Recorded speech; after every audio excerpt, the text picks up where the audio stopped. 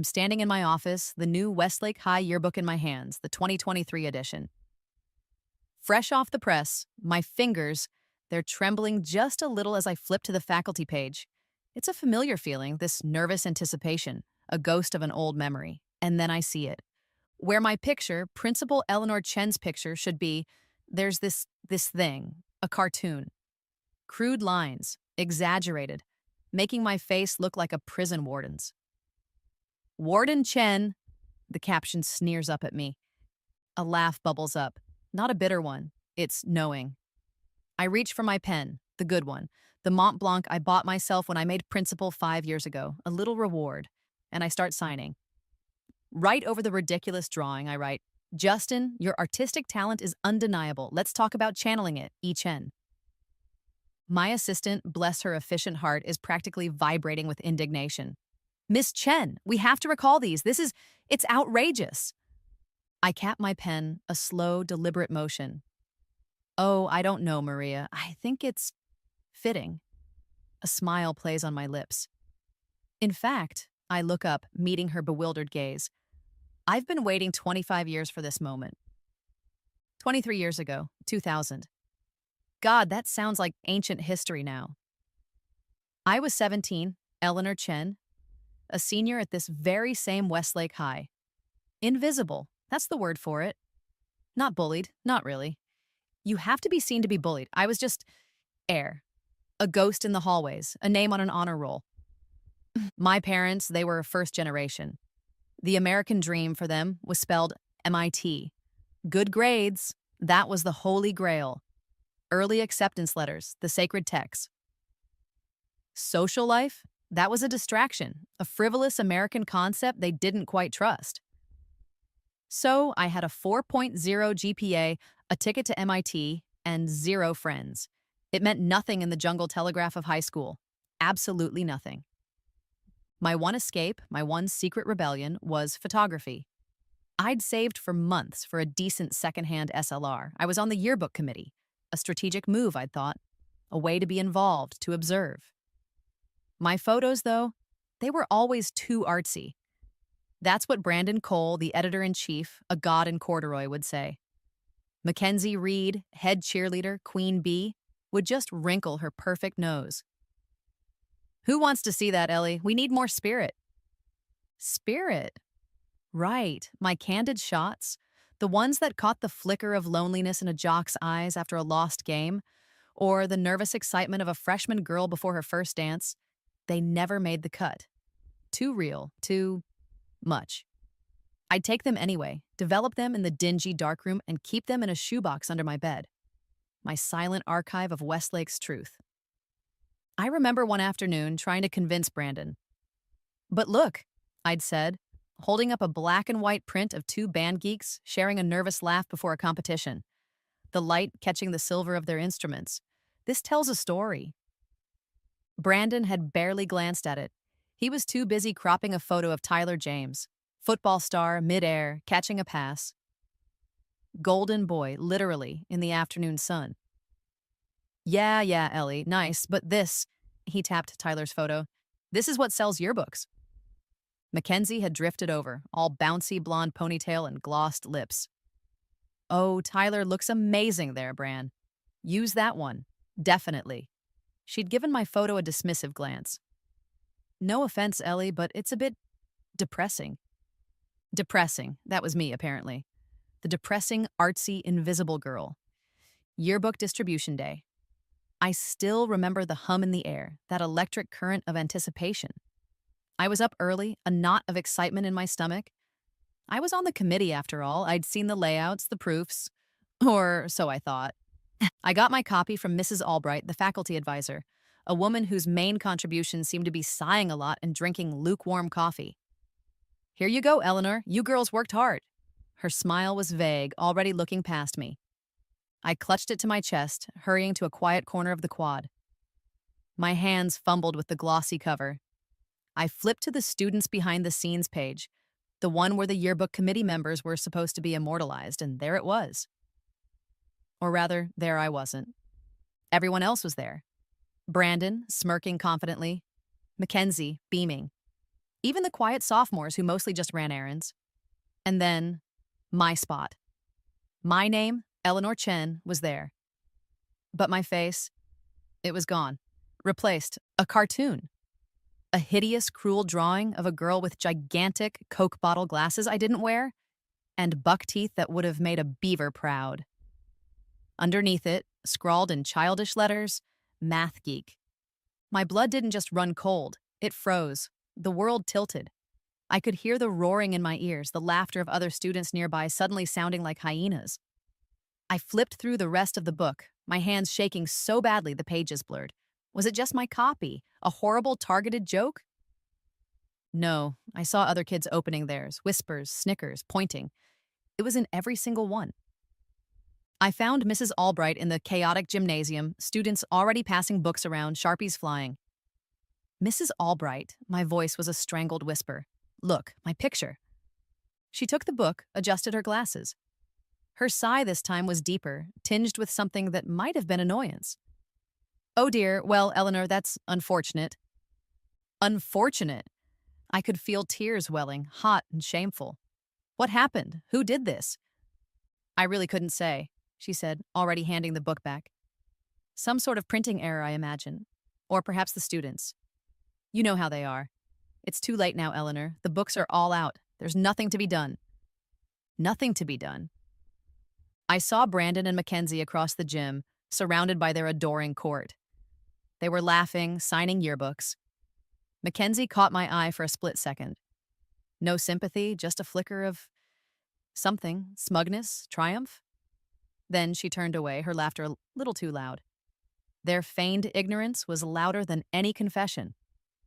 The principal back then was Mr. Henderson, a man whose priorities were football trophies and keeping the school board happy.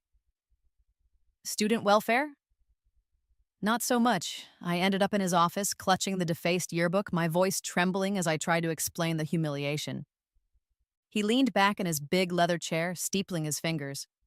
He didn't even look at the page properly.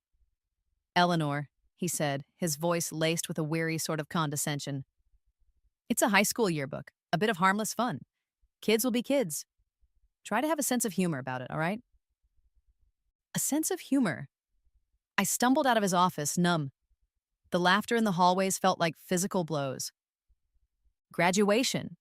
It should have been a triumph. Valedictorian. Me, Eleanor Chen. I stood at that podium, looking out at a sea of faces. My speech was about, I don't even remember, the future, probably, potential. Hollow words, even to my own ears, polite applause, a smattering of it. I could feel the disinterest rolling off them in waves. They were just waiting for the real part, the cap tossing, the parties, the yearbook signing. And the signing, that was the worst. I stood there, certificate in hand, a forced smile plastered on my face, while everyone else swarmed each other. Yearbooks open, pens flashing, promises to kit, keep in touch. Inside jokes scrawled across glossy pages. No one came near me. I was an island, invisible again, but this time it was a deliberate shunning. The Math Geek caricature had done its job. Then, I don't know what possessed me. A sudden, reckless surge of something defiance? A desperate need for some kind of acknowledgement, even a cruel one? I walked over to them. Tyler James, all-American smile firmly in place, already a local legend. Mackenzie Reed, her cheerleader uniform swapped for a white dress that probably cost more than my family's monthly grocery bill. And Brandon Cole, yearbook editor, future journalist kingmaker. They were the center of a swirling galaxy of admirers. Hey, I said, my voice surprisingly steady, would you guys mind signing my yearbook? There was a beat of silence, an awkward, charged pause. Tyler's smile faltered for a microsecond. Mackenzie's eyes flickered to Brandon. He gave a tiny, almost imperceptible shrug. Sure, Ellie, Tyler said, his voice a little too hearty. He took my yearbook. His message was generic. Have a great summer, Tyler J. Mackenzie followed. Yeah, good luck at MIT, Mackenzie R. Her smile was tight, brittle. Brandon was last. He scribbled something quickly. All the best, Eleanor, Brandon C. I mumbled a thank you. took the book, and walked away, the weight of their insincere wishes pressing down on me. Later that night, alone in my room, I really looked at what they'd written. And then I flipped through the other pages. They hadn't just signed their names. Oh no, when I wasn't looking, they'd added things. Little cruel doodles, comments. Nerd alert, next to the chess club photo. Future cat lady, under my untouched valedictorian picture. My academic awards page had "Who cares?" scrawled across it. The fire pit in our backyard. My dad used it for burning leaves in the fall. That night, it burned my yearbook. I watched the pages curl, the ink bubble, Mackenzie's perfect smile blacken and disappear.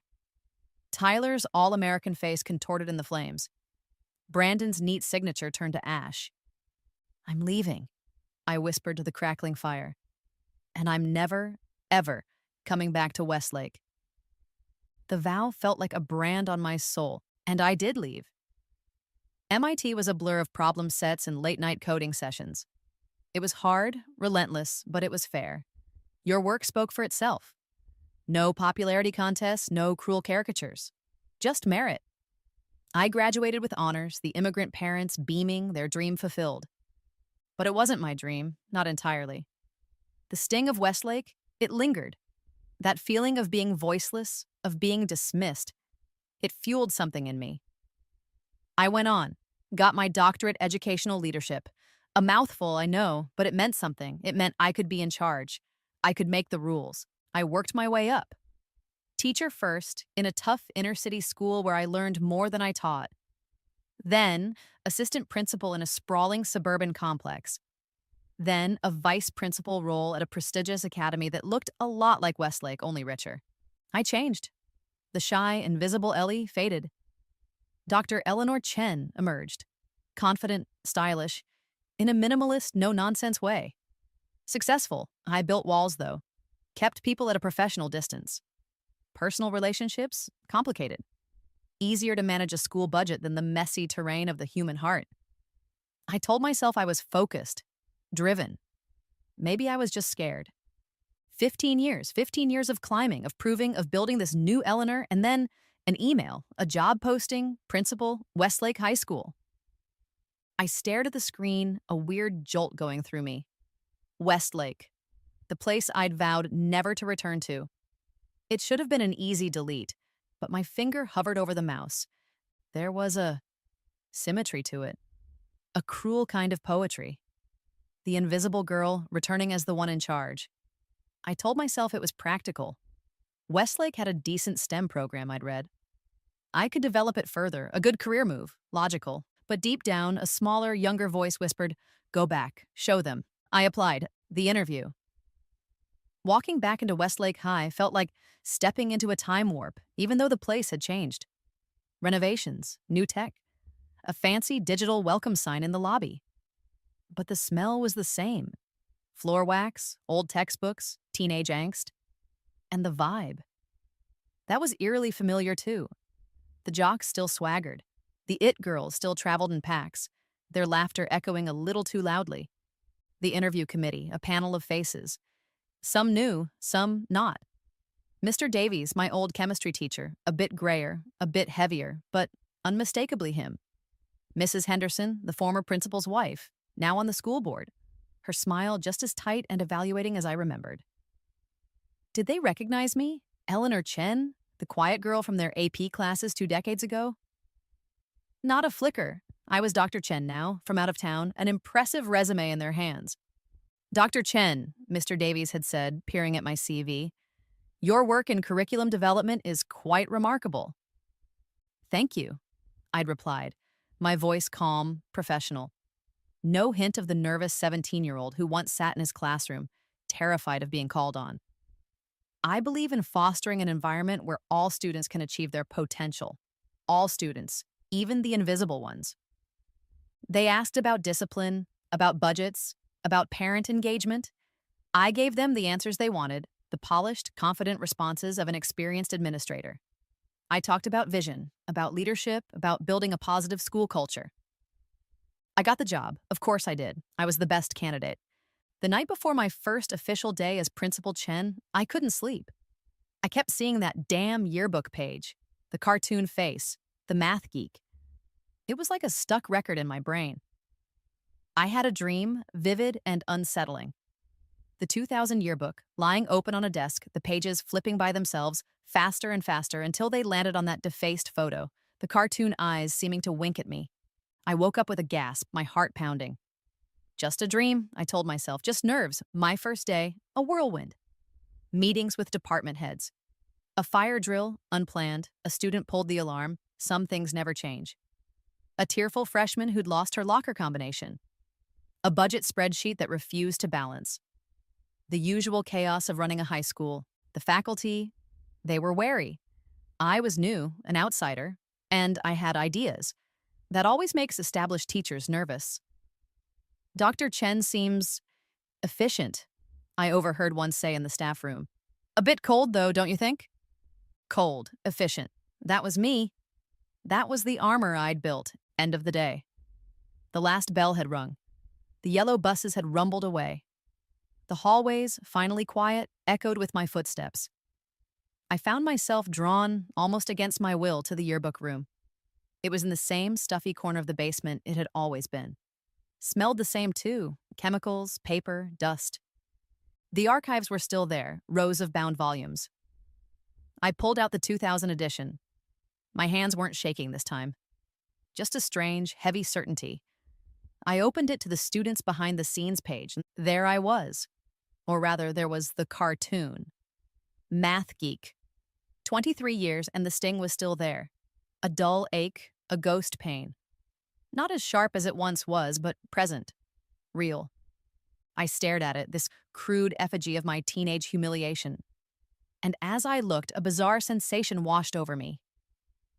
Vertigo. The room seemed to tilt, the dusty shelves wavering. An intense, overwhelming wave of déjà vu, so strong it was disorienting. The air crackled. The smell of old paper and chemicals intensified, almost suffocating. My head throbbed, a sudden, violent pain behind my eyes. The room, it was spinning, actually spinning. I reached out to steady myself on a table, missed. My knees buckled. The last thing I saw before the darkness swallowed me was that leering cartoon face on the page. I woke up to beeping and the smell of antiseptic. Hospital. My head felt like it was stuffed with cotton, and a dull pounding echoed with every beep of the monitor beside me. Welcome back, Dr. Chen. A kind-faced doctor smiled down at me. You gave us quite a scare. A seizure, they said. An unusual neurological event. In the yearbook room, how ironic. While they were running tests, poking and prodding, they found it. A small, insidious bulge in a blood vessel in my brain. An aneurysm. A ticking time bomb that had apparently been there for years, silent, waiting. If I hadn't collapsed, if they hadn't found it, well, the doctor didn't need to finish the sentence. Surgery, weeks of recovery. My head shaved in one patch, a neat row of staples hidden beneath a strategically placed headscarf. My mother flew in, fussing and cooking bland, healthy food. My father called every night, his voice gruff with unshed tears. You rest, Eleanor, just rest. During those weeks, floating in a haze of medication and enforced idleness, the dreams started. Vivid, detailed. Dreams of my high school years, not just the bad stuff, random moments. A specific conversation in the cafeteria, the way the sunlight fell through the windows in the library. Things I hadn't consciously remembered in decades, they felt real. More than real. Almost like I was reliving them. Prophetic, some of them seemed. I'd dream of a specific test question from AP history, and the next day, while idly flipping through an old textbook someone had brought me, I'd see that exact question. Coincidence, I told myself. Stress, the medication, the trauma of surgery. When they finally cleared me to go back to work, something felt different. Not just physically, it was deeper. Like the world was a little brighter, the colors sharper. Like I'd been given a mulligan, a do-over, though for what, I had no idea, a second chance. That phrase kept echoing in my mind, back at Westlake, back in the principal's office. Everyone was solicitous, overly kind. Don't overdo it, Dr. Chen. So glad to have you back. One of the first things I did, and it raised a few eyebrows, was announce that I would be the new staff advisor for the yearbook committee. But Dr. Chen, my assistant Maria had said, perplexed, the principal doesn't usually. I mean, Miss Davison has been doing it for years. Miss Davison can assist, I'd said firmly. I want to be more directly involved. They didn't understand. How could they? It wasn't just about a student activity, it was personal. The yearbook editor that year was a girl named Zoe Miller, bright, talented, quiet. She had a fantastic eye for photography, a real knack for capturing those unscripted moments, the ones I'd always loved. But she was hesitant, easily swayed by the louder, more popular students on the committee who wanted more posed group shots, more glamour, less art. She reminded me so much of myself it was uncanny, painfully so. Zoe, I said to her one afternoon, looking over her contact sheets. She'd caught a stunning, candid shot of two friends sharing a heartfelt hug after winning a debate competition. Raw emotion, beautifully framed. This is exceptional. She flushed. You think so? Kayla and Brittany said it was too, I don't know, not exciting enough. Kayla and Brittany were the Mackenzie and Brandon of this generation, all gloss and confidence. What do you think, Zoe? I asked gently. She bit her lip. I like it. I think it shows what Westlake is really about sometimes. Then fight for it, I said, maybe a little too intensely. Your vision is valid. Don't let them bulldoze you. She looked surprised, then a small, determined spark lit her eyes. Okay, Dr. Chen, I will. I told myself I was just being a good principal, a supportive mentor, nurturing student talent. But every time I walked into that yearbook room, every time I saw Zoe struggling to make her voice heard, it was like looking into a distorted mirror of my own past. The end of the school year. The yearbooks arrived, fresh from the printer. I had an advance copy on my desk. I felt that old, familiar tremor of anticipation, but this time, it was overlaid with a sense of dread I couldn't quite shake. I flipped to the behind-the-scenes page. My breath hitched. Zoe Miller. Her name was there, her spot was there, but her face, it was a caricature. An unflattering, cartoonish drawing of a girl with an oversized camera obscuring her face, labeled photo nerd. Not again, not again. A red wave of fury washed over me, hotter, fiercer than anything I'd felt 23 years ago. This wasn't just about me anymore. This was about Zoe. This was about the promise I'd made to myself, unspoken, to make Westlake different. Maria, I barked into the intercom, get me the distribution list for these yearbooks now, and call Miss Davison. Tell her to halt any distribution immediately. My anger was a living thing, a beast unleashed. It was for Zoe, for her talent, for her quiet vulnerability. But it was also for 17-year-old Ellie, the girl who never got justice, the girl whose principal told her to have a sense of humor about it. I was going to bring the hammer down, recalls, suspensions, whatever it took. This would not stand, not on my watch. That night, alone in my house, the fury still simmering, my head started to throb. That same specific pain behind the eyes, an icy premonition snaked down my spine. No, not now. I clutched my head, the room starting to tilt. The last coherent thought I had, as the world dissolved into a spinning vortex of pain and confusion, was of that yearbook. Zoe's defaced photo. My defaced photo. Some things never change. Then blackness. My eyes snapped open. Not to the sterile white of a hospital ceiling, not to the familiar patterned wallpaper of my own bedroom in 2023. No. I was staring at a poster of a boy band I vaguely remembered, their frosted tips and coordinated denim outfits an assault on the senses. My childhood bedroom, flowered wallpaper I hadn't seen in over 2 decades. My old battered desk cluttered with textbooks that felt ancient. Panic, cold and sharp, clawed at my throat. I scrambled out of the twin bed, my limbs feeling younger, lighter. I rushed to the mirror, a cheap, full-length one I'd stuck to the back of my closet door. A 17-year-old girl stared back at me. Me, but not me. Not the 42-year-old Dr. Chen. This was Ellie.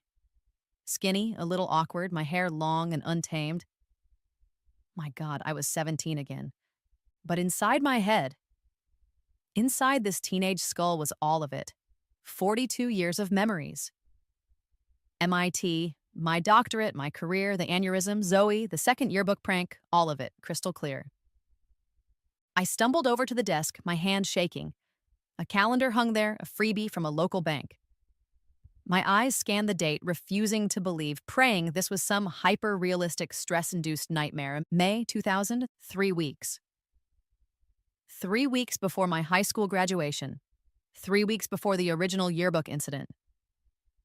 I sank to the floor, my legs giving out. My breath came in ragged gasps. This wasn't a dream. This wasn't a psychotic break. Days passed. I woke up each morning in this room, in this body, in this year. I had to accept it, the impossible. Somehow, some way, I'd been sent back. Back to the exact moment it all went wrong. A chance to relive it. Or what? Okay, Eleanor, Ellie, whoever I was now, breathe, think. I was 17, trapped in a teenager's body with a teenager's limited freedoms. My parents were downstairs, their 2000-era selves, blissfully unaware that their daughter had aged 25 years overnight and then regressed. They still expected me to get good grades, be home by curfew, and not talk back. Limited funds. My part-time job at the library barely covered my film developing costs. And my MIT acceptance? That was paramount. I had to maintain my grades, my perfect student persona, or lose the future I had already lived. But the knowledge. That was my superpower. I knew what was coming. The yearbook prank, the architects of it, Brandon, Mackenzie, Tyler. In my first life, I'd never been sure exactly who was behind it, only that they were part of that popular clique. Now I knew I could stop it. That was the obvious first step, prevent my own humiliation. But then what? Was this just about fixing one shitty high school memory, or was it bigger? The headache, the collapse. Was this a temporary rewind? Would I snap back to 2023 once this particular crisis point had passed? Or was I stuck here, doomed to relive every single day of the next 25 years? The thought was terrifying. If this was a longer game, then this wasn't just about the yearbook. This was about everything, every choice, every mistake, every missed opportunity.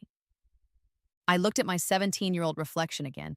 The fear was still there, but something else was stirring, a thrill, a dangerous, exhilarating sense of possibility.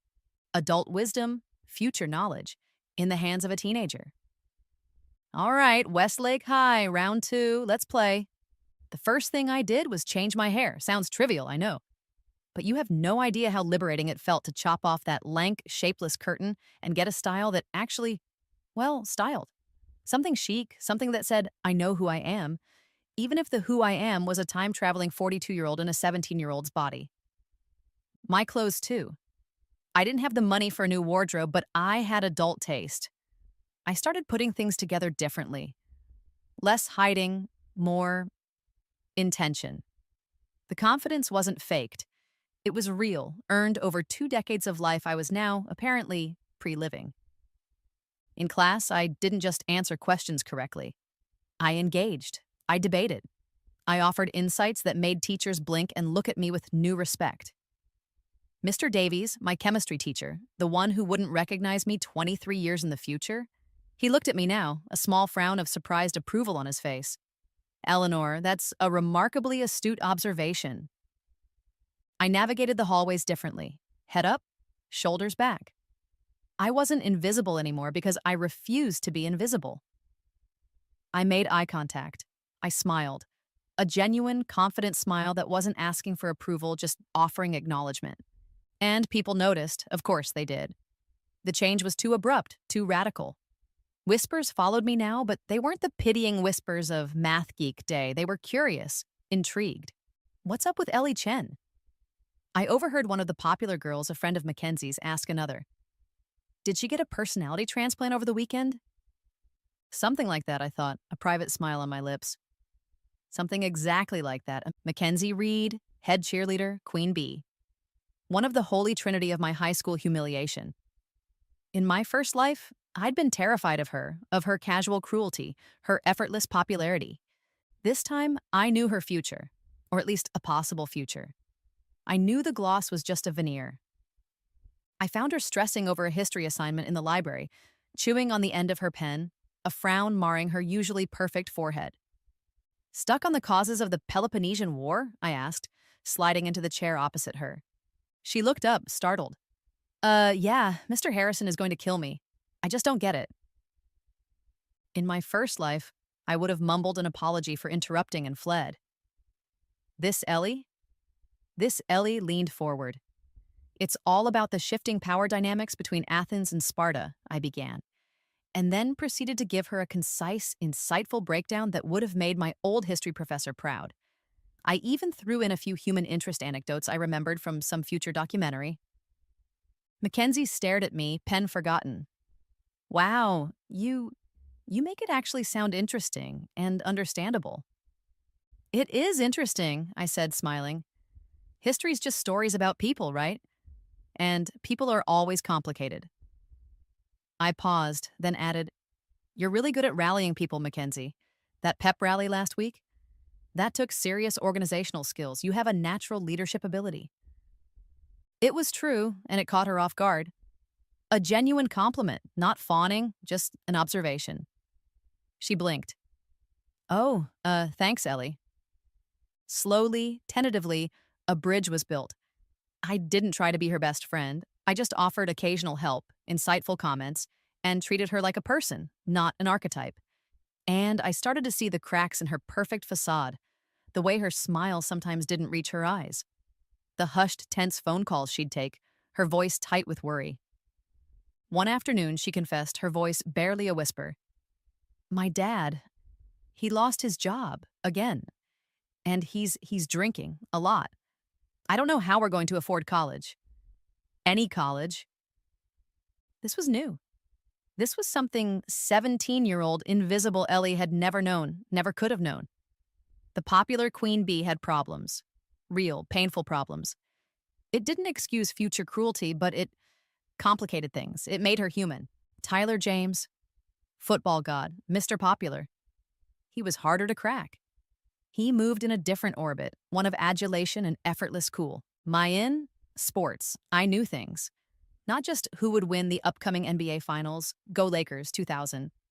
I knew about specific plays, underdog victories, draft picks that would turn out to be game changers. I started dropping comments, casual predictions, in earshot of Tyler and his buddies. Keep an eye on that rookie quarterback for the Rams, I'd say thoughtfully. Kurt Warner, he's going to surprise everyone. This was before he became a legend, of course. They'd laugh it off at first. Yeah, right, Chen. What do you know about football? But then my predictions started coming true. Consistently. It freaked them out a little. How do you do that, Chen? Tyler asked one day, half admiring, half suspicious, after I'd correctly called a major upset in college baseball. I just shrugged, a mysterious little smile. Lucky guesses, I suppose. Intuition. Let them think I was some kind of sports psychic. It was easier than explaining temporal displacement. Brandon Cole, yearbook editor, the artistic one. The one whose approval I'd craved and whose casual dismissal had stung so much. With him, it wasn't about sports or history. It was about photography. My old approach, submitting my artsy photos through official channels, had failed spectacularly. This time, I went rogue.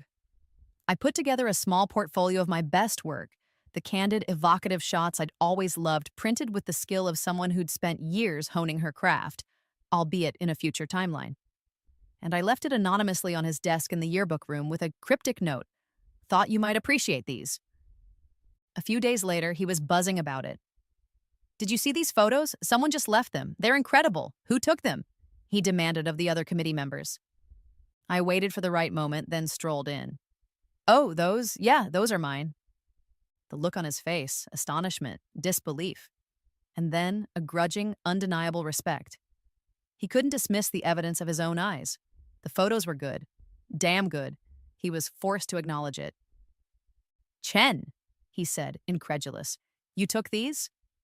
Yep, I said, leaning against the doorframe, radiating a cool confidence I'd never possessed at 17. Got any more like that? Was his next, almost immediate question.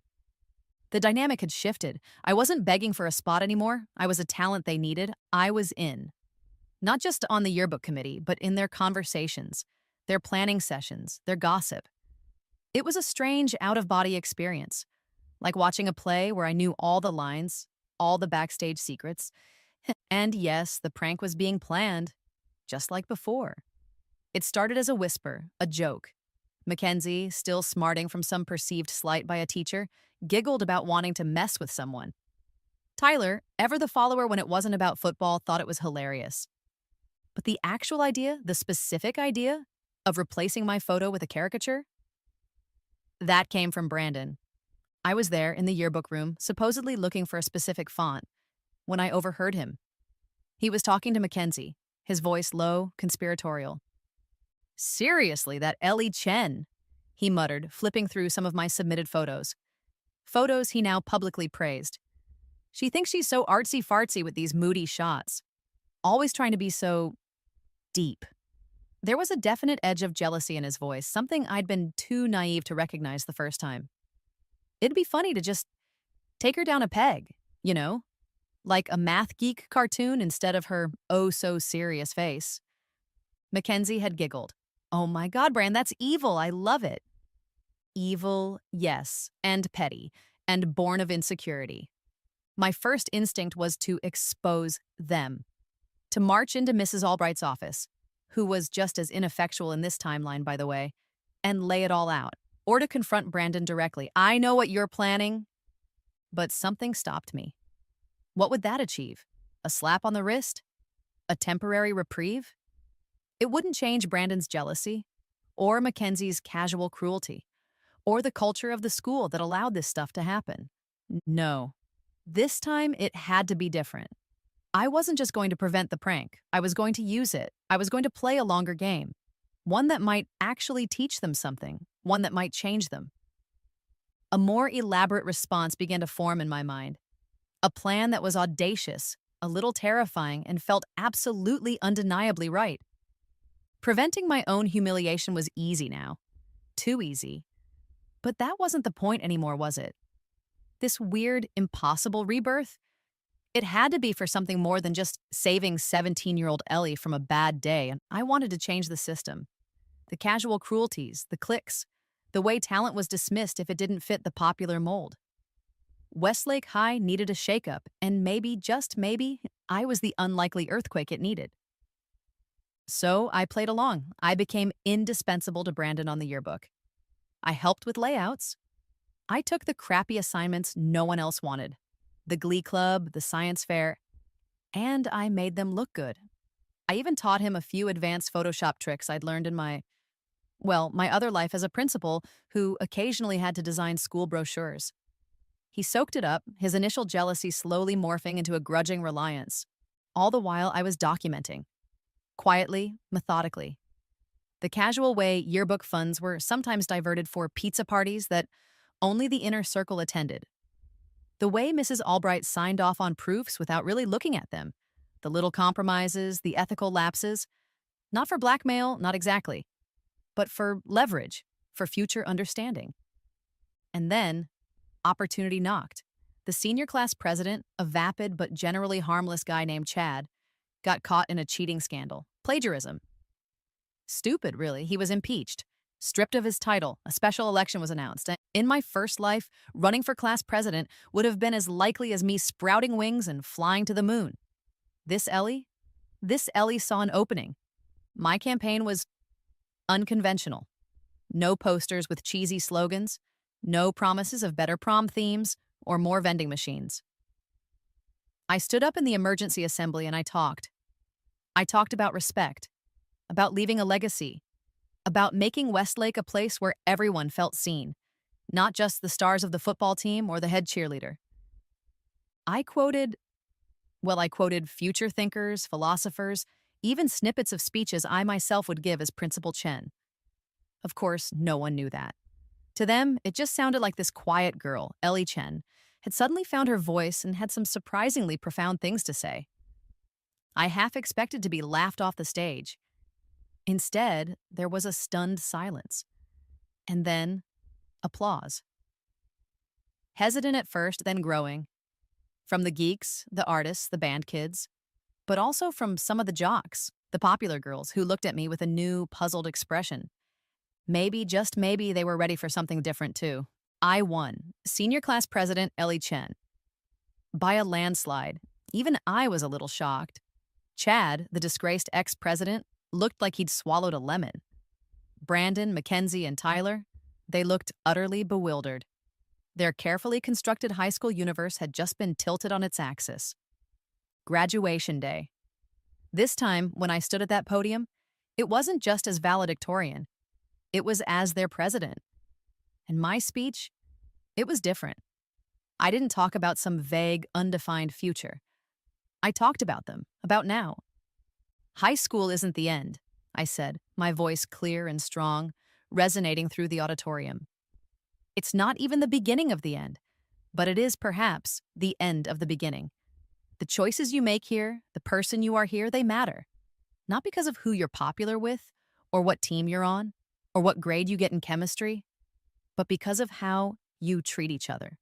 That's your real transcript. That's what you take with you. I looked directly at Brandon, at Mackenzie, at Tyler. No accusation in my gaze, just a challenge. An invitation. The applause this time was real, sustained. It felt good. Yearbook distribution. I took my copy, my heart surprisingly calm. I flipped to the students behind the scenes page. And there I was, my actual photo. Looking serious, a little intense, but definitely me. No caricature, no math geek. Brandon had at some point quietly scrapped the prank.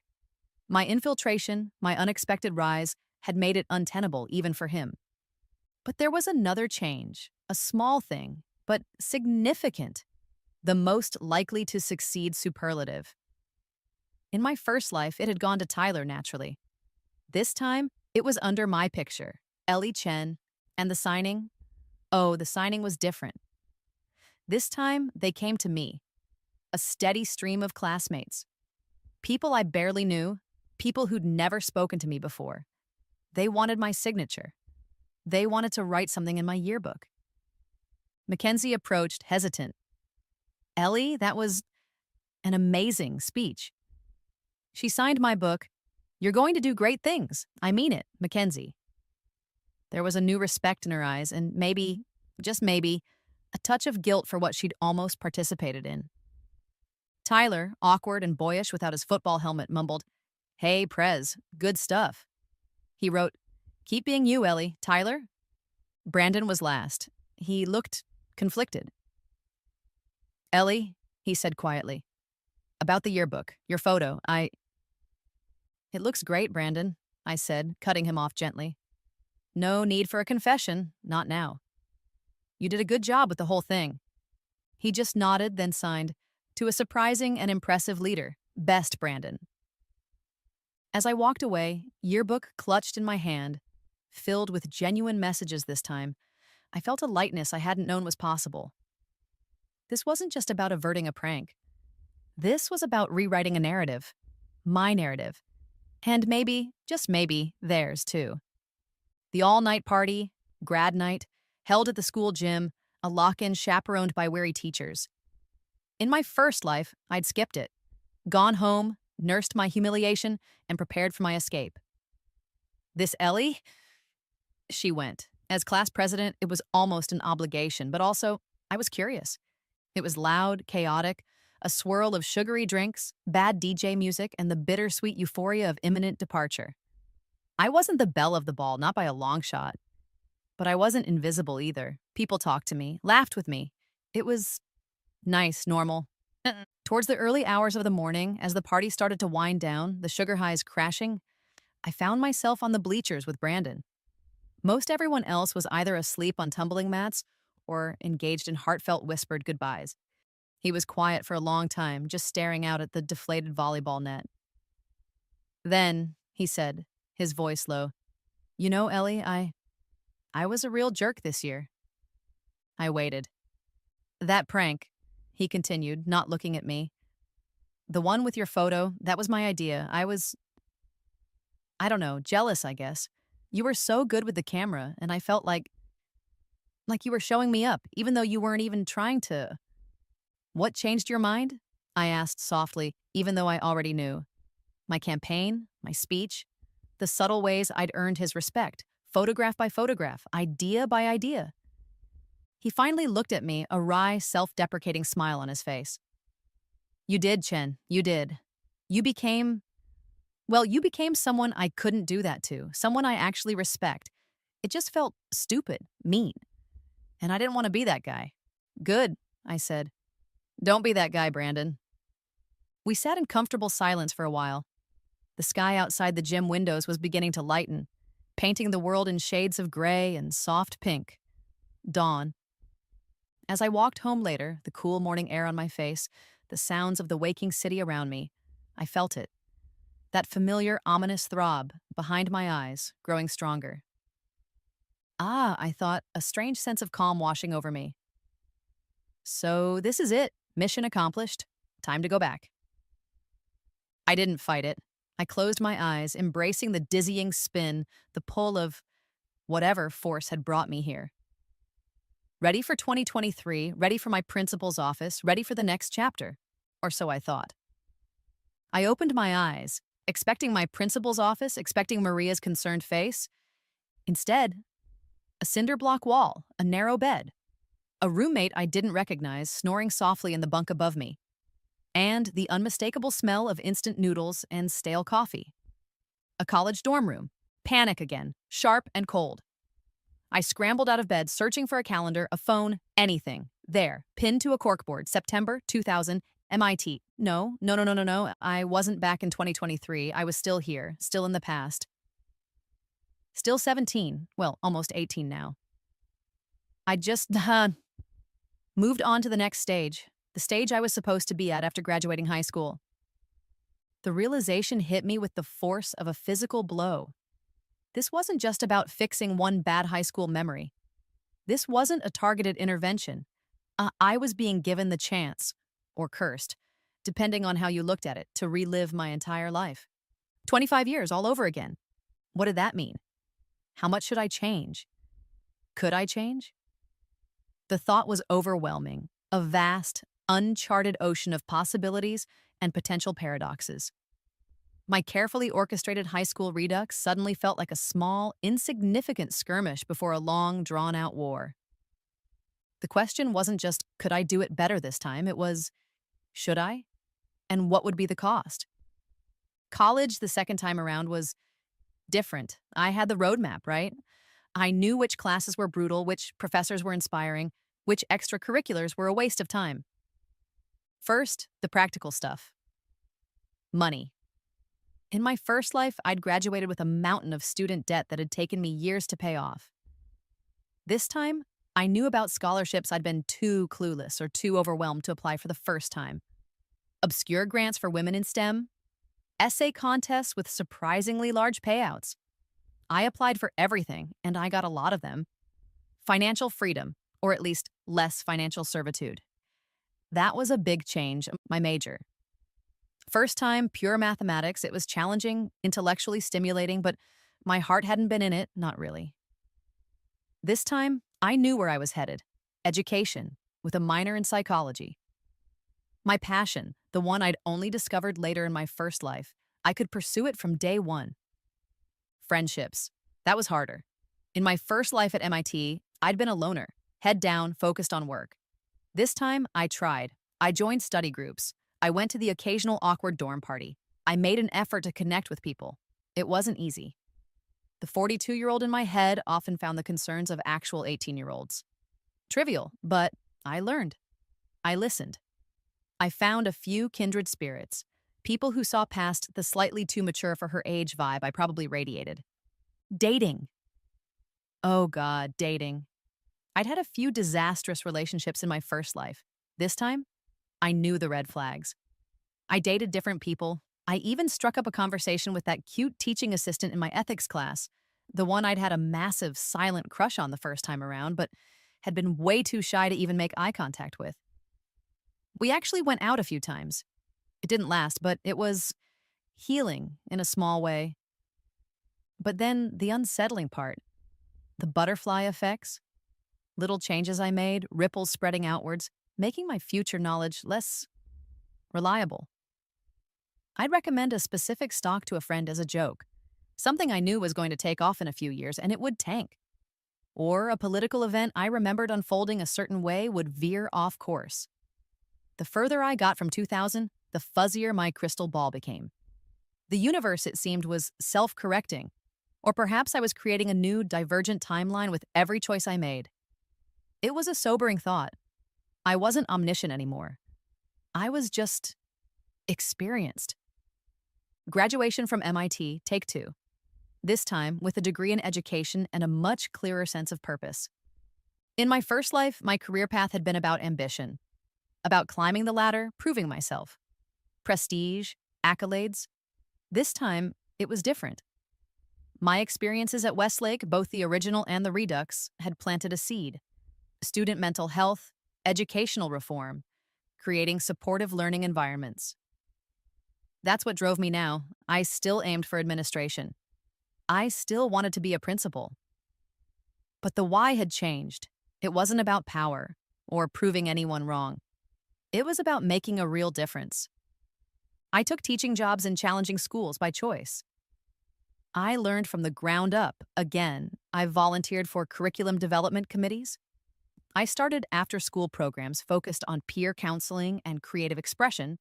And then, in 2010, I was 28 in this timeline and email, a job posting, Westlake High School. Not for principal, not yet. For an AP psychology and photography teacher. 10 years. 10 years since I'd graduated from that place, having rewritten my own ending there. The pull was undeniable. It felt right. Like a circle closing, or perhaps a new one beginning. I applied. My resume, even at 28, was impressive.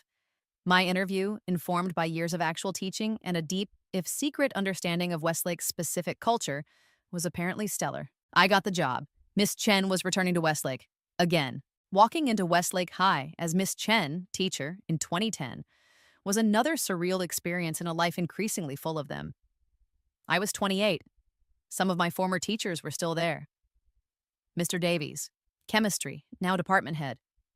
Mrs. Albright, still overseeing the yearbook, still sighing. None of them recognized me. Why would they? The quiet, intense Ellie Chen from a decade ago was a ghost.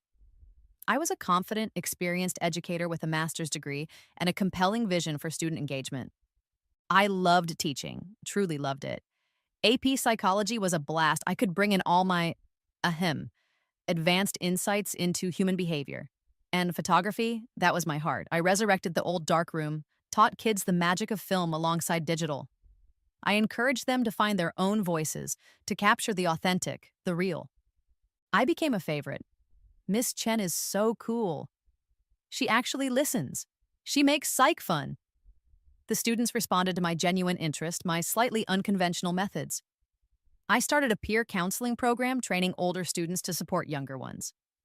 The photography club, under my guidance, became one of the most popular on campus.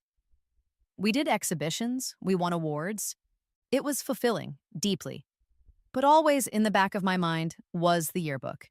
The ghost of that old humiliation and the quiet triumph of its correction. It was inevitable, I suppose. 2 years into my teaching tenure at Westlake, Mrs. Albright finally retired. Her size apparently had reached their limit. The yearbook advisor position opened up. Anyone interested? The principal at the time, a decent but rather uninspired man named Mr. Henderson, no relation to the one from my first life, thankfully, asked at a staff meeting. My hand shot up. I'll do it. There were a few surprised looks. The yearbook was a lot of work, a thankless task for many.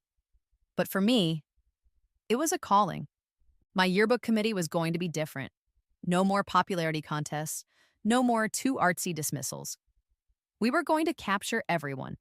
The diversity of the student body, the quiet moments, the unsung heroes, and ethics.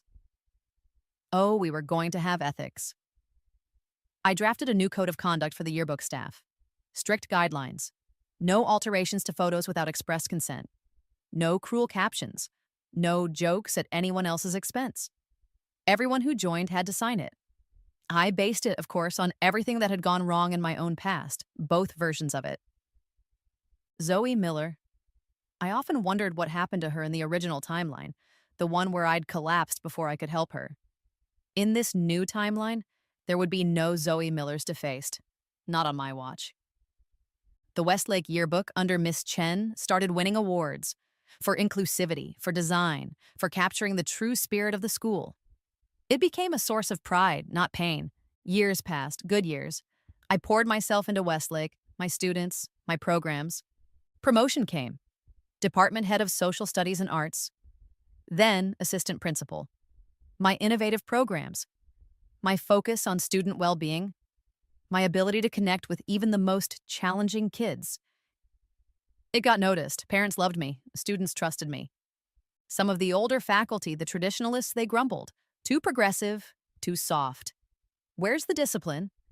They didn't understand that respect, genuine connection, was a far more effective tool than detentions and suspensions. I kept a close eye on the yearbook every single year, mentored every editor, championed every shy, creative kid who reminded me of my younger self or of Zoe. I made sure they had a voice, a platform. The memory of my first life, my life as Principal Chen who'd had the aneurysm, it was still there, but fainter now. Like a dream you can only half remember. This life, this new life, felt more real, more substantial. I was shaping it, actively. It happened earlier this time. 5 years earlier than in my original timeline. The principal, Mr. Henderson, announced his retirement. The search for his replacement began. I was an obvious candidate, the internal choice. Young, yes, I was only 35. But I had the track record, the support of the students, the parents, a significant portion of the faculty. I got the job, Principal Eleanor Chen, again. But this time, I was a different Eleanor Chen, younger, forged in a different fire. Not haunted by the past, but informed by it. My appointment was celebrated. There was a buzz around the school, excitement, hope. Even the resistant older teachers seemed cautiously optimistic. Or maybe just resigned. First day as principal, again. The déjà vu was less jarring this time, more like a familiar echo. After the bell, after the halls emptied, I walked them, just like I had in that other life. My footsteps sure confident. I went to the yearbook room, pulled out the 2000 edition. My hands were steady. I opened it to the students behind the scenes page. And there I was, Ellie Chen, 17 years old, serious, intense, my actual senior portrait, smiling faintly back at me. I'd done it. I'd changed that one crucial moment. That ugly caricature was gone from this reality as if it had never existed. A wave of satisfaction washed over me. Relief. But as I closed the book, a faint unease prickled at the back of my mind. I'd fixed that moment. But life, as I was learning over and over again, had a funny way of throwing you curveballs. New moments, new challenges. The game wasn't over, not by a long shot. 5 years. I've been Principal Chen of Westlake High for 5 years now. In this timeline, it feels good. Right, we've built something special here. Innovative programs that actually work. An inclusive culture that's more than just buzzwords on a poster. Student satisfaction is through the roof. Our test scores are up too. Not that I obsess over those, but the board likes it. And the yearbook? It's a perennial award winner. A beautiful, authentic reflection of our student body. Creative, thoughtful, kind. I rarely think about the rebirth anymore. The memories of that first life, the one that ended with an aneurysm and a second yearbook prank, they feel distant, like a movie I once saw. This reality, the one I've painstakingly crafted, choice by choice, year by year, this is home. I've done it, I've changed things, prevented the cruelty, fostered the good, or so I believe, up until this morning. Maria, my ever-efficient assistant, places the advance copy of the 2023 Westlake High yearbook on my desk. Fresh off the presses, Dr. Chen. That old tremor, just a faint echo this time, but it's there. I pick it up. The glossy cover feels familiar in my hands. I flip to the faculty page, my page, Dr. Eleanor Chen, principal, and I stare. My photograph, it's gone. In its place, a cartoon, a caricature, not math geek this time. Oh no, This one is a stern-faced woman with overly severe glasses, a ruler in one hand, and a speech bubble that says, "Detention for everyone." Beneath it, the caption, "Warden Chen." My breath catches. For a split second, the world tilts. The years telescope. Am I 17 again? 42 in a different 2023? No, I'm here. Now. This is my 2023. The one I built, and still this history. It has a nasty habit of rhyming, doesn't it? Different form, different reasons, but the same gut punch. I lean back in my chair, a slow breath escaping my lips. This isn't the devastating blow it was the first time, or even the furious anger I felt for Zoe. This is something else. A weary sort of recognition. A dawning understanding. I do some digging, quietly. It doesn't take long. A group of seniors, talented, popular, a bit too arrogant for their own good. I'd disciplined them earlier in the year, cyberbullying. They'd created a fake social media profile for another student, posted embarrassing doctored photos. I'd come down hard, suspensions, mandatory counseling, community service. They hadn't been happy. This was their revenge, their petty, juvenile, a picture is worth 1,000 words revenge. Despite everything, despite all my efforts, all my carefully laid plans, all my rewriting of history, some things, it seems, are harder to change. Teenage cruelty, the urge to lash out, to humiliate. It's a stubborn weed, and that brings me right back to where this whole story started, doesn't it? Me in this office, this yearbook in my hand. But this time, I'm not just the victim or the avenger. I'm the principal. I'm the one who lived it twice. And I know exactly what to do. Maria is aghast when I tell her not to recall the yearbooks. But Dr. Chen, we can't let them get away with this. It's disrespectful. It undermines your authority. Perhaps, I say, reaching for my Mont Blanc, or perhaps, Maria, it's an opportunity. I have the names. Justin, the artistic one, the ringleader, undoubtedly the one who drew the caricature. Melissa, the popular influencer type, probably the one who spread the idea. Two others, a bit more peripheral but complicit. I call them into my office, one by one. They shuffle in, expecting the worst. Suspension. Expulsion, even. Their parents called. Their graduation privileges revoked. They sit stiffly in the chair opposite my desk, eyes downcast, radiating guilt and a sort of sullen defiance. Justin is first. I open his yearbook. I'd asked Maria to discreetly procure copies for each of them. I find a blank page. "Justin," I say, my voice calm, conversational. He flinches. "That caricature of me. It's quite well done. You have a real talent for graphic design." He looks up, surprised, confused. Thanks." I start to write. "Justin," my pen flows across the page. "Your creativity is a powerful tool. Use it to build, not to diminish. The world needs more artists who illuminate, not just imitate. I see great potential in you. Don't waste it on cheap shots. Dr. E. Chen, aka Warden Chen. I can appreciate good line work." I hand him the book. He stares at the message, then at me, utterly bewildered. That's it? You're not yelling?" "Should I be?" I ask gently. "Go on, Justin. Think about it." Melissa is next, all bravado until she sees the open yearbook. "Melissa," I begin, "you have a remarkable ability to influence people. A natural leader. Imagine what you could achieve if you use that influence to lift others up, to create positive change instead of—" I gesture vaguely at my own defaced picture in my copy of the yearbook, which I've left open on my desk. Her message is about responsibility, about the long-term impact of her choices.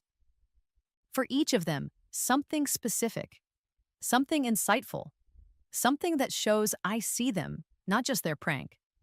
I see their potential, their insecurities, the person beneath the teenage bluster.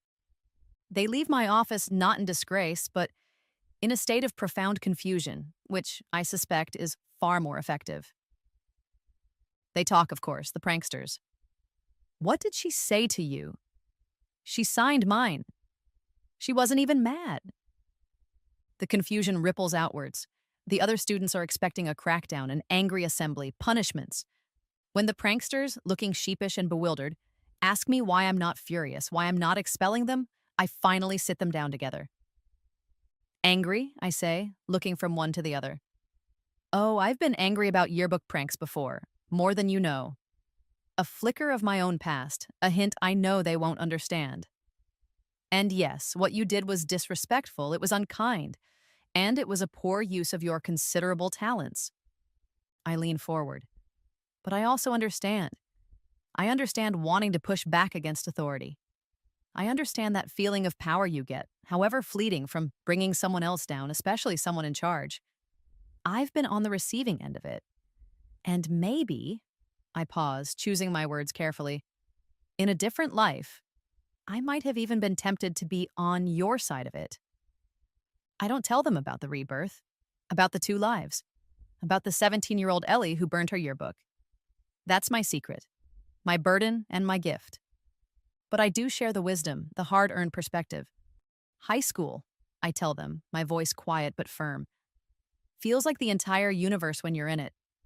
Every drama, every success, every failure feels monumental. But trust me on this, it's just one chapter, a very short chapter in a very long book. The person you choose to be now, the kindness or cruelty you show, the thoughtfulness or carelessness you exhibit, that's not just about today. It's setting a pattern. It's building the foundation for the adult you're going to become, and that adult will have to live with the choices this teenager makes. I look at them, each in turn.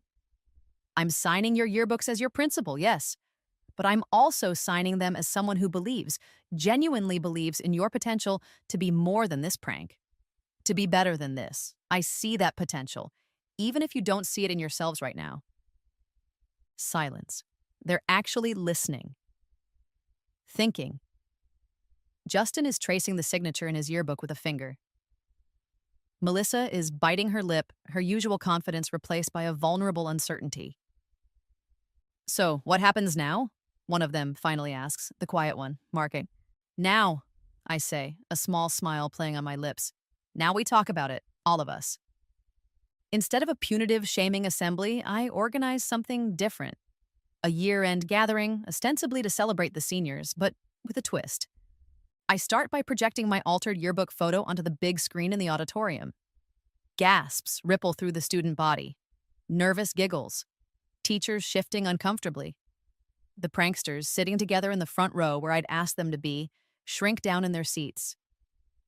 This, I say, my voice calm, amplified by the microphone, was meant to embarrass me, to make me feel small, to make you laugh at me. I pause, letting the image sink in, letting them absorb the casual cruelty of it. But here's the thing, I continue, looking out at their faces. I'm not embarrassed, I'm not ashamed, I'm proud of who I am, I'm proud of the work we do here at Westlake together. What does embarrass me? What disappoints me? Is that after all our conversations about respect, about community, about building each other up, some of us still think that humiliation is funny, that tearing someone else down is a good way to get a laugh or to feel powerful. I look directly at the pranksters. Justin, Melissa, Mark, David, would you come up here, please? A wave of murmurs. This is it, they're thinking, the public shaming. But I smile. Not to be yelled at, I say, addressing the entire auditorium. Not to be punished in front of everyone, but to talk, to have a conversation about why this happened and what we as a school can learn from it. To everyone's astonishment, especially their own, I think, they get up. Slowly, hesitantly, they walk onto the stage. They look terrified, but they come, voluntarily. And we talk. That assembly. It wasn't what anyone expected. I didn't grill them. I didn't shame them. I asked them questions about what they were feeling when they planned the prank, about what they hoped to achieve, about whether they'd thought about how it might make someone else feel. And then I opened it up. I invited other students to share, not to point fingers, but to talk about their own experiences. Times they'd felt humiliated. Times they'd seen someone else be targeted. Times maybe they'd even participated in something they later regretted. It was like opening a floodgate. Tentatively at first, then with more confidence, students started to speak. Stories poured out, small cruelties I'd never known about. Casual acts of bullying that had flown under the radar, the pressure to fit in, the fear of being different. What started as an address about a yearbook prank turned into something profound, a watershed moment for Westlake.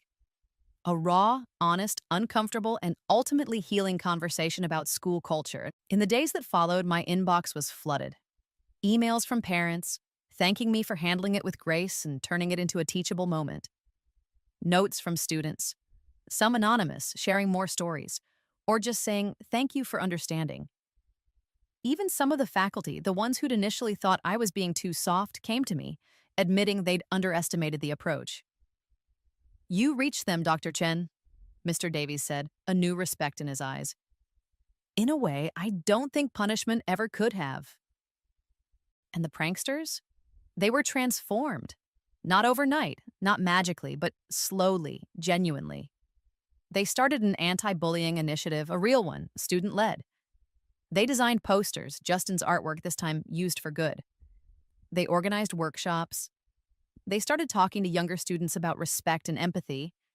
They became, to their own surprise as much as anyone else's, advocates for the very things they had, in their own small way, tried to undermine. The ripples spread.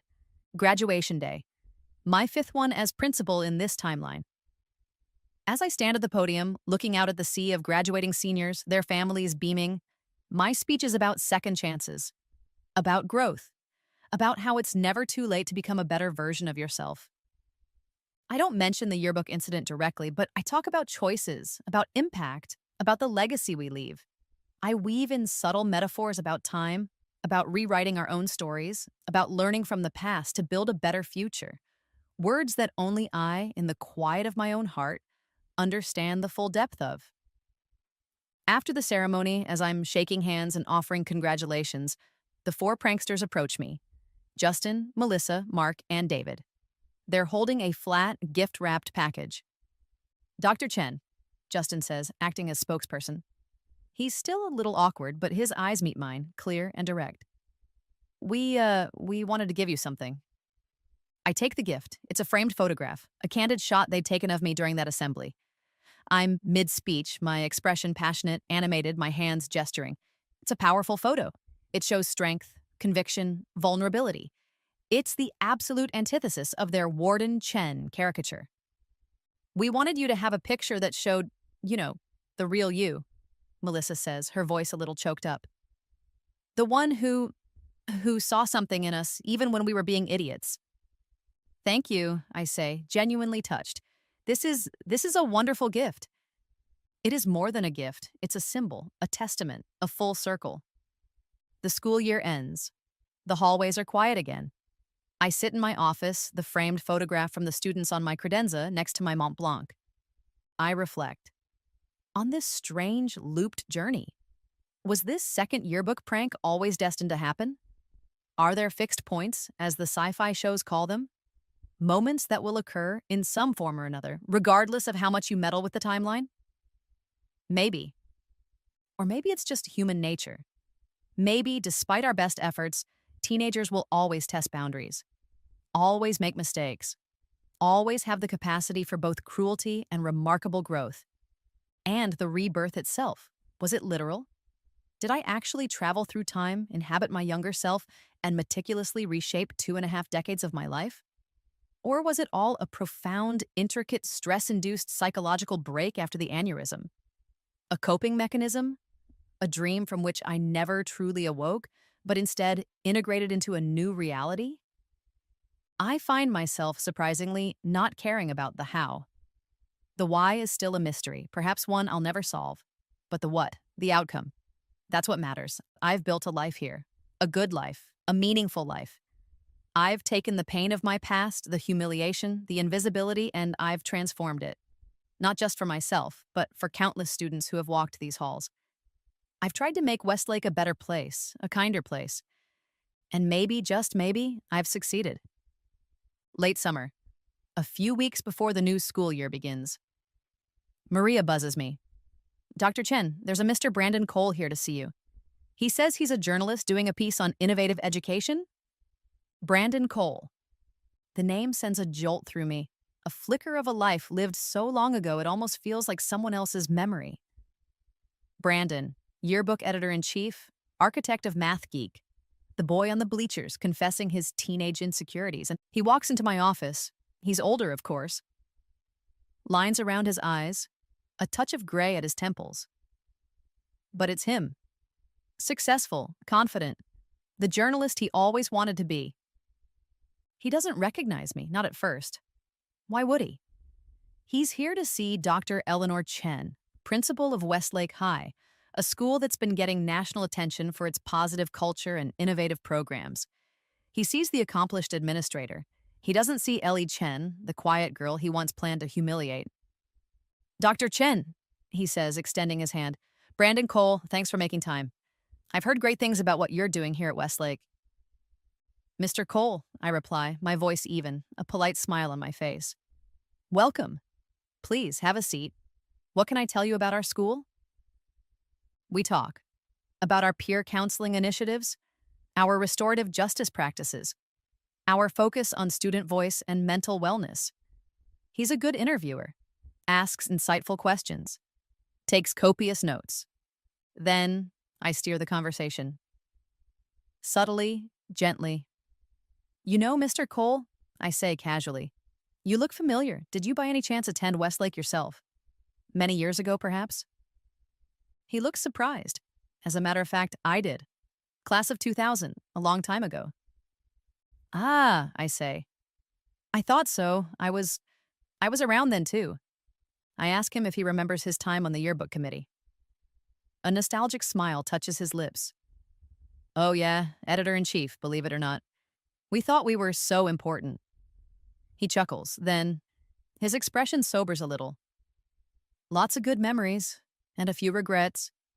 Things I wish I'd done differently. High school, you know." "I do know," I say softly. "There was this one thing," he continues, a frown creasing his forehead, as if dredging up a long-buried memory. "A prank. We were planning to play it on this quiet girl, really smart. Amazing photographer, actually, though I didn't appreciate it enough at the time. We were going to mess with her yearbook photo. It was a stupid, mean idea. We didn't go through with it, thank God. Something changed. She sort of came out of her shell, became class president, if you can believe it. Gave this incredible speech at graduation." He shakes his head, a rueful smile. "I've always wondered what happened to her." Ellie. Eleanor Chen, that was her name. She was brilliant, but so invisible for so long. And then, suddenly, she wasn't. I let the silence hang for a moment. Then, I lean forward, a gentle smile on my own lips. "I think some people take longer to become visible, Mr. Cole. But when they do," I pause, holding his gaze, "they can really make an impact." He's staring at me, really staring. The professional journalist facade is crumbling, replaced by a look of dawning, incredulous recognition. His mouth opens, then closes. He blinks. It can't be," he stammers, his eyes wide. "Eleanor, Ellie Chen, Principal Chen, is that really you?" I nod, a slow, deliberate movement. "Hello, Brandon." I allow myself a small, genuine smile. The look on his face is priceless, pure, unadulterated astonishment. "But how? When you were, and now you're—" He gestures vaguely around my office at the awards on the wall, the general aura of authority I suppose I now project. "It's a long story," I say. "One I might share with you sometime. Off the record, of course." Brandon is sputtering. Apologies start to pour out of him. For the prank that almost was. For not recognizing my talent sooner.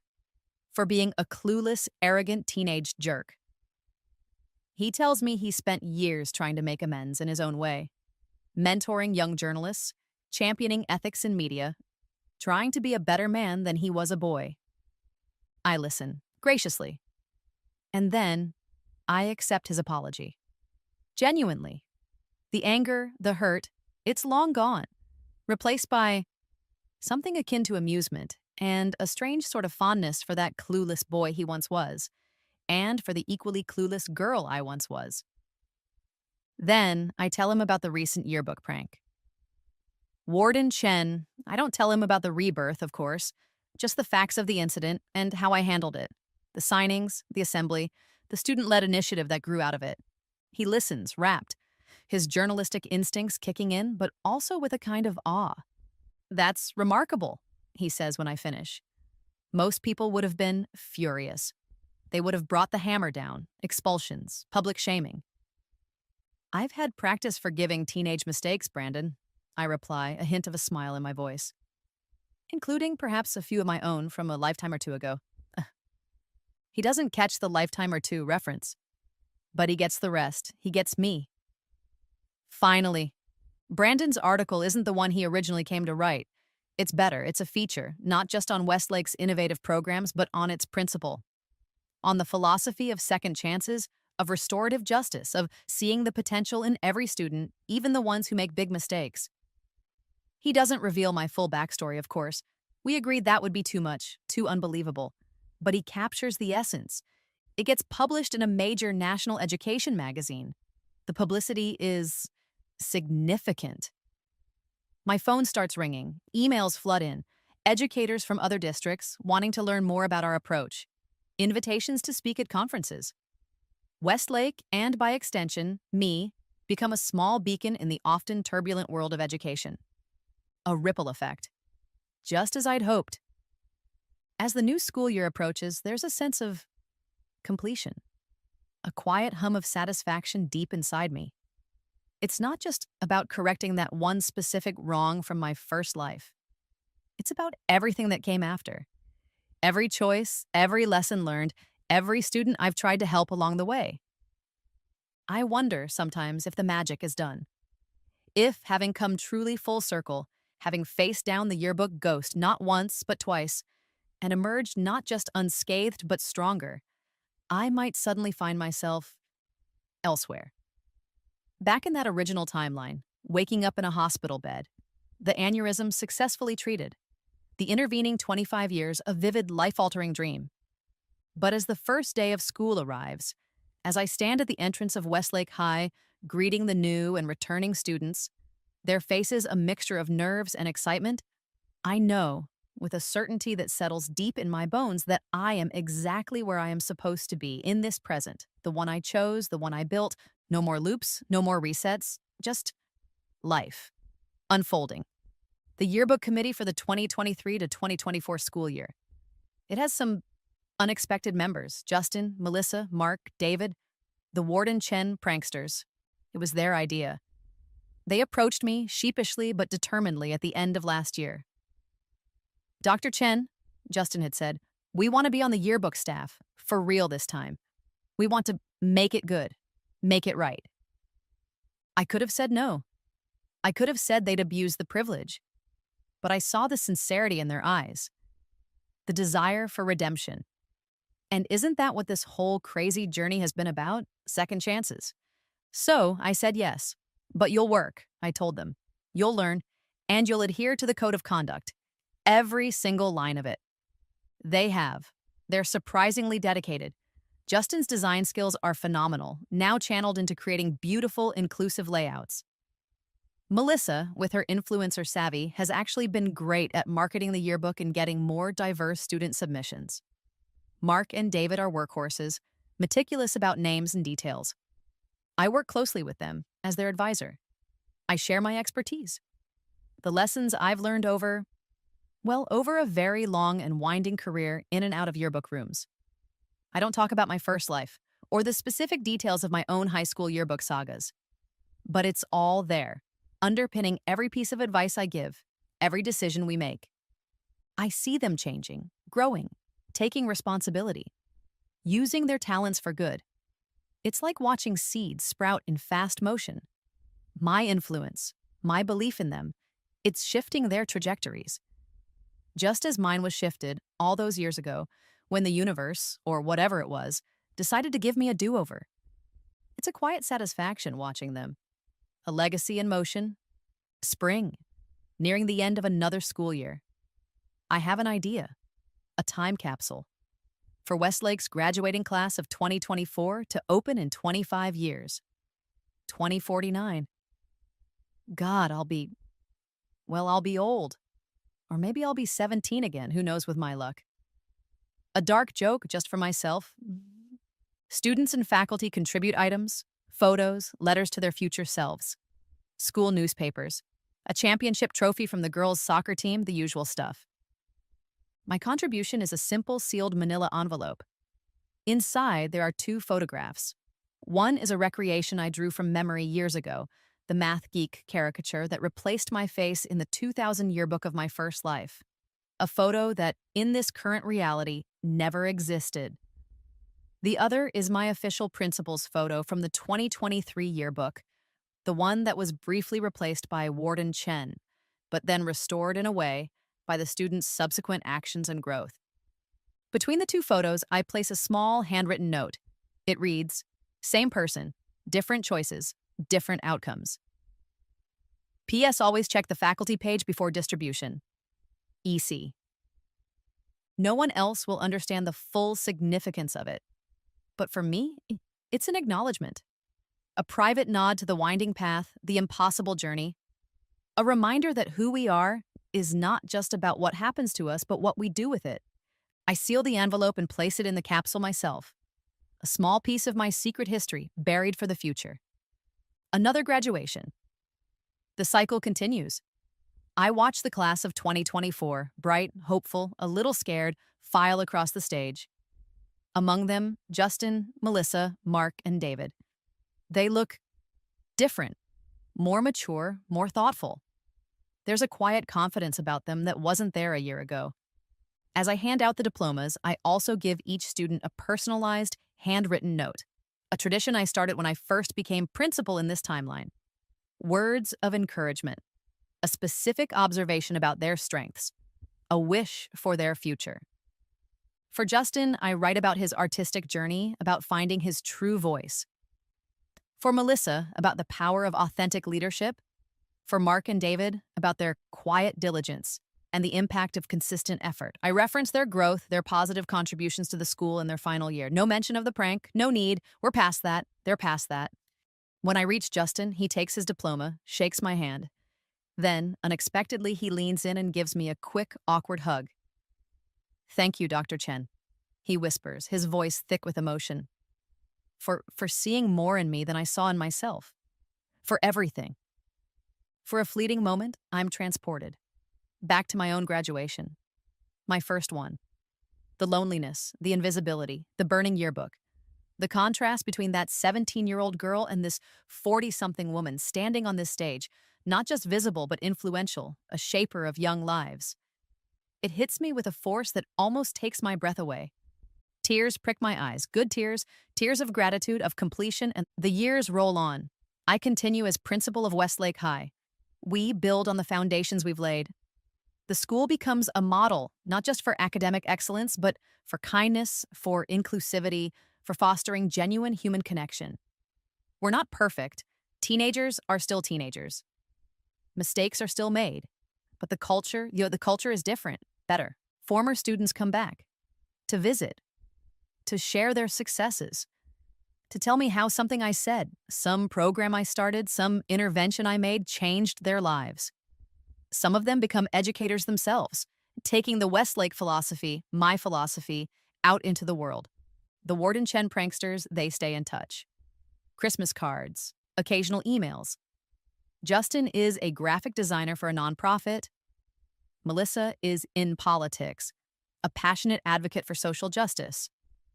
Mark is a teacher. David, a software engineer who volunteers coding skills for community projects. They're good people, doing good things, they learned. I never have another time slip, no more rebirths, no more dizzying collapses into the past. I don't need them. I've made my peace. I've built my reality. The shy, invisible girl who once vowed to leave Westlake behind forever and burn all traces of it, she's become a force for positive change. She's turned her moment of deepest humiliation into a lifetime of purpose. When I finally retire, after many more years than I ever anticipated in that first truncated life, they rename the school library the Dr. Eleanor Chen Learning Commons. There's a dedication ceremony, speeches, awkward but heartfelt tributes from former students and colleagues. They present me with a gift, a specially bound yearbook. Not 1 year, but a compilation. Messages from hundreds of students, spanning my entire tenure. Page after page of gratitude, of memories, of inside jokes. I flip through it later, alone in my quiet house. From having no one wanting to sign my yearbook to this. Volumes of heartfelt tributes. My eyes blur as I read their words, their stories of how I touched their lives. The final page. It's not a student message. It's a professional portrait of me taken recently. I look content, serene. Beneath it, a simple caption. Dr. Eleanor Chen. She taught us that it's never too late to rewrite your story. I close the book, a soft smile on my lips. Yes, I did. My last day, I'm packing up my office. Boxes everywhere, 25 years this time, a full, rich, chosen 25 years as principal. It feels complete. I sit for a moment, just looking around, reflecting. The twin lives, the impossible journey. Was it supernatural, psychological, a glitch in the matrix? I still don't know. And I've come to realize it truly doesn't matter. The lessons were the same. The growth was real. A hesitant knock on the open door. A young girl hovers there, small, quiet, a camera around her neck. She reminds me so much of me, the original Ellie, before all the loops and wrinkles in time. Miss Chen? Dr. Chen? Sorry to bother you, she says, her voice barely a whisper. I just wanted to ask, how did you get so confident? I mean, you always seem to know what to do. You're not afraid to stand up for what you believe in, even when people disagree. I wish I could be like that. I smile, a genuine, warm smile. Come in, I say, gesturing to the visitor's chair, now clear of boxes. What's your name? Amy, she says, perching on the edge of the seat. I don't tell Amy the impossible truth. I don't tell her about being 17 and 42 at the same time, about yearbooks defaced and lives relived. But I tell her a truth about finding strength in unlikely places, about learning from mistakes, your own and others, about how high school, for all its intensity, is just one brief, messy, beautiful chapter in a much, much longer story. The secret, Amy, I say, leaning forward conspiratorially, if there is one, is to try and live as if you might get a second chance, even if you know you probably won't. Make choices today that the you of tomorrow, or 10 years from now, will be proud of, or at least understand. Be kind, especially when it's hard. And remember, I tap the camera she's clutching, that sometimes the person who feels invisible today, the one quietly observing from behind the lens, becomes the person everyone sees, the one who helps others feel seen tomorrow. She listens, her eyes wide, soaking it in. When she leaves, there's a new light in those eyes, a little spark of something that wasn't there before. Hope, maybe, or just the courage to take the next step. As the door closes behind her, I feel it. Not the painful, disorienting throb that used to signal a temporal shift, but a gentle sense of rightness, of a circle closing, perfectly, peacefully. My gaze falls on my desk. A copy of the current Westlake High yearbook lies open. My final one as principal. My photograph is there, on the faculty page, untampered with, surrounded by scribbled messages of appreciation and farewell from students and staff. I run my fingers over the signatures, feeling the imprint of all the lives, all the stories that have intersected with mine in this place. Whatever strange magic, whatever cosmic intervention, whatever twist of fate gave me this second, third, fourth chance at life, I've used it. I hope I've used it well. I didn't just rewrite my own story. I helped, in some small way, countless others find better, kinder, more courageous endings to theirs. I pick up my Mont Blanc one last time in this office. I find a small, empty space on the inside cover of the yearbook, and I sign it. Eleanor Chen. Beneath my signature, I add one final thought, one final lesson. Some moments define us. Others give us the chance to define ourselves. Choose wisely.